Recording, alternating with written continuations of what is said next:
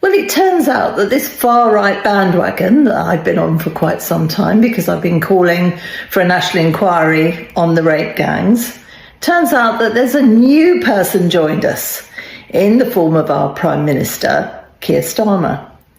So the big question for us in London, is Sadiq Khan going to join us? Because the last time I spoke to him, he didn't know what I was talking about. But then that's our mayor for you. Interesting clip showing Khan telling the Conservatives government what they should be doing. And of course he doesn't say the same to his Labour guft and denies the fact that any specific community might be involved in the grooming gangs. Look, what I'd ask the Home Secretary to do and the Prime Minister is look at the evidence rather than using one ethnicity in some sort of culture war to try and win votes. The evidence from the Home Office themselves in 2020 is when you look at England, Scotland, Wales,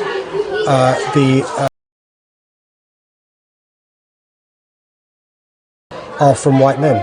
When you look at the independent inquiry from 2022, the evidence there,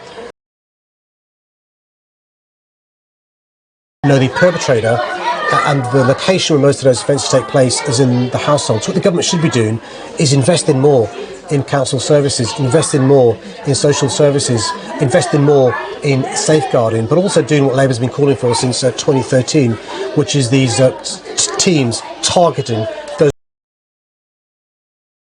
Is culture war something to fight in the next election? But my worry is that the Conservatives have learnt the lessons from the Republican Party in America and are using culture wars as a proxy for trying to win votes. What I'd encourage the government to do is to try and bring our communities together. Of course, we've got to take action against anybody committing a criminal offence, but it's really important to look at the evidence. The evidence is 13 years of cuts from the government is leading to crime going up in parts of the country. The evidence is that social workers are under-resourced, overworked and stretched. The evidence is that the Home Office's own report and the independent inquiry is saying the government's going to do much more rather than these singling out one community.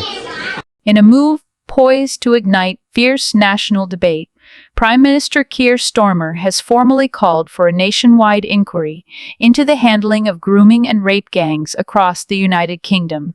The announcement marks a major policy shift following years of mounting public anger, investigative journalism, and victim advocacy.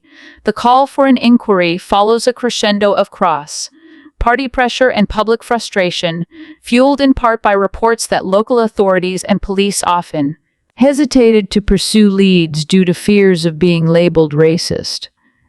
Victims were dismissed, disbelieved, or ignored, while abusers operated with impunity, in some cases for over a decade. But while Westminster rallies behind the demand for a national reckoning, all eyes are now on London Mayor Sadiq Khan, who faces increasing scrutiny over his silence on the issue within the capital. Senior backbenchers, victims' rights advocates, and community groups have begun openly calling on Khan to back the inquiry and launch a complementary review into grooming patterns, institutional failures, and gang-related exploitation within Greater London. Sadiq Khan has yet to issue a full public statement, but City Hall insiders say a formal response is in the works. One aide, speaking anonymously, claimed Khan welcomes any initiative that centers survivors' voices, but emphasized the importance of nuanced evidence-based policymaking over what they called reactionary politics. Indeed, far-right figures have long attempted to weaponize the grooming gang issue as proof of supposed multicultural failure, often ignoring the complexity of the cases and the fact that abuse exists in all communities. Government officials, therefore, are reportedly seeking input from civil society groups to ensure that the inquiry centers on victim protection without stoking xenophobic backlash. Still, the momentum is undeniable. As pressure builds, especially in media and parliament, Sadiq Khan's next move could prove pivotal in shaping public trust or eroding it further.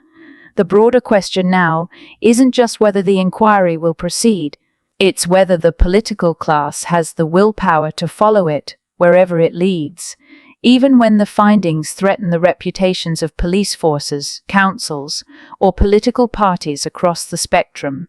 And next we come to the story of Camilla Tominey and Ian Dale.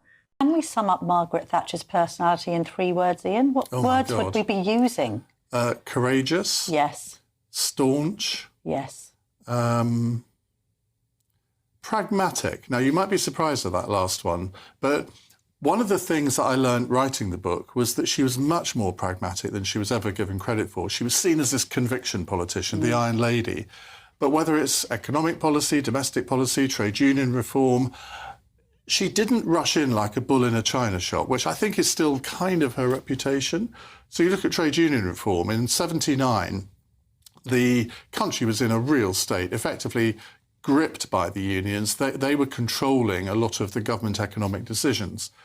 Now, she came in with a mandate to change that, but she appointed Jim Pryor, who was a sort of ruddy-faced Suffolk farmer, a very consensual figure, to start the process of reform. It wasn't a sort of big bang reform. She did 4 different trade union acts over the 1980s.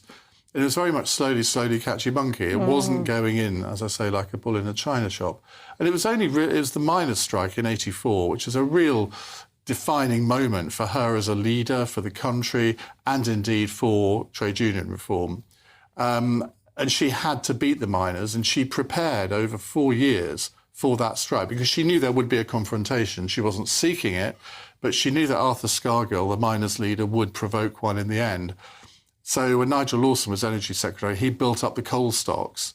And in 1981, they put in a huge pay demand, and the government just caved into this because they knew they weren't ready for a strike at that point. But by 1984, that was different. So Scargill called this strike, no national strike ballot or anything.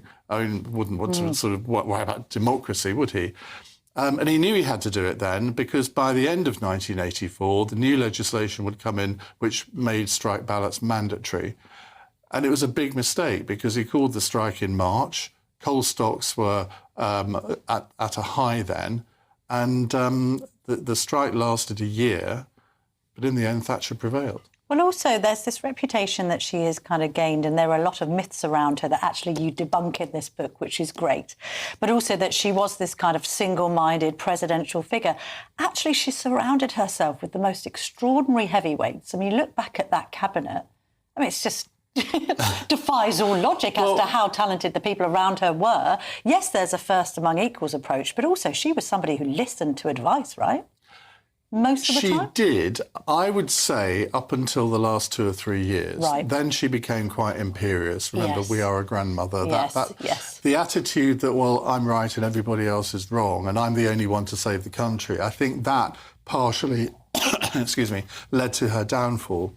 And yes, there were big names in her cabinet, but I suspect there were people in 1983 who said, oh, well, it's not like Harold Macmillan's day. You know, then there were really big, giant figures in the cabinet.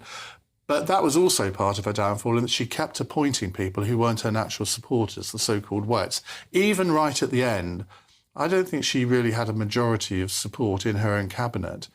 And she relied on the whips too much. And so she kept appointing people who weren't really Thatcherites. What do you think she'd make of Kemi Badenoch? Well, it's interesting. I know that Kemi is really studying Thatcher's period in opposition because there are when I was writing the chapter on Thatcher's opposition, I kept thinking, oh, this is what Kemi's facing.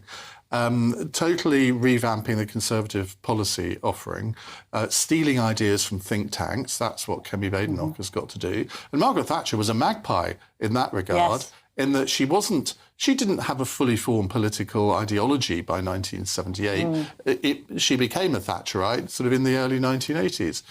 And I think Kemi has a huge amount to learn from what she went through. And there's quite a lot of similarities. Thatcher was the first woman. Kemi's the first black woman to be leader of the Conservative Party. Kemi doesn't really enjoy full support in her shadow cabinet. So I think she can learn an awful lot from that. Also, one advantage for Thatcher is she doesn't have social media breathing down her neck, asking her every 5 seconds. She also what her didn't policy have a platform is. 24-hour news media. She did 4 or 5 interviews a year with Robin Day or David Dimbleby, and that was it, whereas Kemi is expected to make pronouncements every single day.